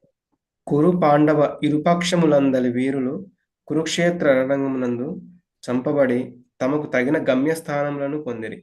ధృతరాష్ట్ర తనయుడు భీముని గదాఘాతములచే ఊరువులు విరగగొట్టబడి శోకతప్తుడై నేలపై పడి ఉండెను. ఆ సమయమున ద్రోణాచార్యుని తనయుడైన అశ్వత్థామ నిదురించుచున్న ద్రౌపది తనయుల శిరమును ఖండించి తన కార్యముచే అతడు ప్రియమునందునని భావించి వాటిని తన ప్రభువునకు కానుకగా నొసగెను. కాని దుర్యోధనుడు అట్టి హీన కార్యమును సమ్మతింపగా దానిచే కించిత్తు కూడా ఆనందమును పొందలేదు. భాష్యము బై శ్రీల ప్రభుపాదకి జై. శ్రీమద్ భాగవతమునందు శ్రీకృష్ణ భగవానుని కర్మలకు సంబంధించిన దివ్య విషయములు కురుక్షేత్ర రణ సమాప్తితో ఆరంభమగును. అట్టి కురుక్షేత్ర రణమున ఆ దేవదేవుడు తనను గూర్చి స్వయముగా భగవద్గీత యందు పలికి ఉన్నాడు. కనుకనే భగవద్గీత శ్రీమద్ భాగవతము రెండును శ్రీకృష్ణ పరములైన దివ్య విషయములై ఉన్నవి. శ్రీకృష్ణునితోనే స్వయముగా పలుకబడి ఉన్నందున భగవద్గీత కృష్ణ కథయై ఉన్నది. అదే విధముగా శ్రీకృష్ణ భగవానుని గూర్చి పలుకబడి ఉన్నందున శ్రీమద్ భాగవతము కూడా కృష్ణ కథయే. ఈ రెండు కృష్ణ కథలను ప్రతి ఒక్కరికి తెలియజేయవలెనని శ్రీ చైతన్య మహాప్రభువు ఆదేశించిరి. శ్రీ చైతన్య మహాప్రభువు కృష్ణ భక్తుడనడి ముసుగులో స్వయముగా శ్రీకృష్ణ భగవానుడే గనుక ఆయన వచనములు మరియు శ్రీకృష్ణుని వచనములు రెండును ఏకములే. భారతదేశమున జన్మించిన ప్రతి ఒక్కరూ అట్టి కృష్ణ కథలను అవగతము చేసుకొని సంపూర్ణానుభవము పిమ్మట ప్రపంచమునందలి ప్రతి ఒక్కరికి ఆ దివ్య సందేశమును ప్రచారము కావింపవలెనని శ్రీ చైతన్య మహాప్రభువు కోరియుండిరి. అది ఒక్కటే శోగహతమైన ప్రపంచమునందు శాంతిని పురోగతిని కలిగించగలదు. ధన్యవాదాలు. హరే కృష్ణ ప్రభుజీ, ధన్యవాదాలు. సో మనకి ఇక్కడి నుంచి ఇంకా చాప్టర్ కొంచెం త్వరగా ఫినిష్ చేయొచ్చు. ఎందుకంటే ఇక్కడ దీనికి సంబంధించినటువంటి అటాచ్డ్ వేదాంతం అది ఇప్పటి వరకు ఉన్నంత ఎక్కువ ఉండదు కాబట్టి, సో ఇక్కడి నుంచి యాక్చువల్ స్టోరీ స్టార్ట్ అవుతుంది. సో ఎప్పుడైతే హృదయ రణరంగంలో కౌరవ సృంజాయానం అంటే ధృతరాష్ట్రుడి పక్షం వాళ్ళంతా కౌరవులు, సృంజయులు అంటే పాండవ పక్షం వాళ్ళు, వీరులు వీరేషు అంటే వీరులందరూ అదో ఆ విధంగా వీరగతిన్ గతేషు అంటే వాళ్ళ వీరగతిని పొందారు. అంటే మరి చాలా మంది అక్కడ మరణం చెందారు కాబట్టి రుకోదరుడు అంటే భీముడు మరి అవిద్ధ గదతో ఆయన గదను కొట్టి అభిమర్శ శోకతప్తుడై భంగపడి ఉరుదందే అంటే ఊరువులు అంటే తొడలు ధృతరాష్ట్ర పుత్రి అంటే ధృతరాష్ట్ర తనయుడు మరి భట్టు అంటే తన యొక్క స్వామికి అన్నట్లు ప్రభువుకు ప్రియాన్ని చేకూర్చాలని ద్రౌణి అంటే ద్రోణపుత్రుడైన అశ్వత్థామ ఇది ఈ రకంగా స్మపశ్యన్ అనుకున్నాడు. ఈ రకంగా ఆలోచించి, పశ్యన్ అంటే చూడడం, ఈ రకంగా చూచాడు అంటే ఈ రకంగా ఆలోచించి కృష్ణ సుతాన సో అంటే కృష్ణ అంటే ఇక్కడ ద్రౌపది దేవి ఆవిడ పుత్రులు స్వపత నిద్రించే సమయంలో శిరాంసి వాళ్ళ తలలను ఉపాహరత్ కానుకగా ఇచ్చాడు. వాళ్ళ తలలను తీసుకువెళ్ళి నిద్రించేటప్పుడు వాళ్ళ తలలను తీసి ఎవరికి తన ప్రభు అయినటువంటి ధృతరాష్ట్ర పుత్రుడు అంటే దుర్యోధనుడికి కానుకగా ఇచ్చాడనమాట. విప్రియం ఆయన యొక్క ప్రియం కోసం అలాంటి అతని యొక్క ఏవతస్య అంటే అతని యొక్క జుగుప్సాకరమైనటువంటి కర్మ అతను విగర్హయంతి అనుమతించలేదు అంటున్నాడు. సో పాండవులు కౌరవులు రెండు పక్షంలో వీరులందరూ కూడా మరి కురుక్షేత్ర రణరంగంలో చంపబడ్డారు. అప్పుడు వాళ్ళు చంపబడి వాళ్ళకి తగిన గమ్యస్థానాలను పొందారు. చంపిన తర్వాత వాళ్ళందరూ ఎక్కడికి వెళ్ళాలో అక్కడికి స్వర్గప్రాప్తి పొందారు. ధృతరాష్ట్ర తనయుడైన భీముడు వాళ్ళ గదాఘాతాలతో పాపం ఊరువులు విరగొట్టబడి శోకతప్తుడై నేల మీద ఉన్నాడు ఆయన దుర్యోధనుడు. ఎందుకంటే భీముడు ఆయన ఊరువులను ఈ రకంగా మరి వాళ్ళ ద్వంద్వ యుద్ధం చేశారు తర్వాత వాళ్ళిద్దరూ. అప్పుడు ఆయన ఊరువులలో ఆయనకు ప్రాణం ఉంటుందంటారు కాబట్టి ఎప్పుడైతే ఆ ఊరువులు విరగొట్టబడ్డాయో ఇంకా ఆయన శక్తి అంతా కూడా పోయింది. సో ఆయన దుఃఖంగా నేల మీద లాస్ట్ స్టేజెస్ లో ఉన్నాడు దుర్యోధనుడు. ఆ సమయంలో ద్రోణాచార్యుడు తనయుడైన అశ్వత్థామ ఈ ఆయనకు ఏదో ఆనందాన్ని కలిగించాలి ఆ తర్వాత మరి తండ్రిని చంపిన ఇది కూడా మనస్సులో ఉంది. సో అనే ఉద్దేశంతో ఈ నిద్రపోతున్నటువంటి ఉప పాండవులను వెళ్ళి చంపి వాళ్ళ తలలను తీసుకురావడం జరిగింది. అప్పుడు అది మరి దుర్యోధనుడు అంత దుర్మార్గుడు అయినా కూడా రాజనీతి యుద్ధనీతి పాటించేవాడు కాబట్టి అతనికి అది నచ్చలేదు. సో ఆ హీన కార్యం అది మరి నిద్రపోయే వాళ్ళని చంపడం ఎంత హీనం మనకి నెక్స్ట్ చోట కూడా ఆయుధం లేని వాళ్ళని నిద్రపోయే వాళ్ళని తర్వాత ఇలా కొంతమందిని చెప్తారు అలాంటి వాళ్ళని చంపడం మహాపాపం అని చెప్పేసి. సో అది అంత హీన కార్యం అన్నమాట. సో ఆ కార్యాన్ని ఇతను ఈ ద్రోణి అంటే ద్రోణాచార్యుడు పుత్రుడైన అశ్వత్థామ ఇటువంటి హీన కార్యాన్ని చేశాడు. ఆ కార్యాన్ని దుర్యోధనుడు సమ్మతించలేదు సరిగదా, ఆయనకు కొంచెం కూడా ఆనందం కలగలేదు అది చూసి అని చెప్తున్నారు. సో ఇక్కడ ఇంకా మరి ఈ భాగవతంలో భగవంతుడి కర్మలకు సంబంధించిన దివ్య విషయాలన్నీ కూడా ఈ కురుక్షేత్ర రణ సమాప్తి, ఇది లాస్ట్ అన్నమాట, ఎండ్ ఆఫ్ ద వార్ మనం చూసేది. ఆ కురుక్షేత్ర రణం ఏ విధంగా అంతం అవుతుందో చూస్తాం. ఇక ఆ తర్వాత యుద్ధం అంతా, ఇది లాస్ట్ స్టేజ్ ఆఫ్ ద యుద్ధం చూస్తాం ఇక్కడ. అలాంటి కురుక్షేత్ర రణంలో భగవంతుడు మరి భగవద్గీత లాస్ట్ లో చెప్పారు కదా.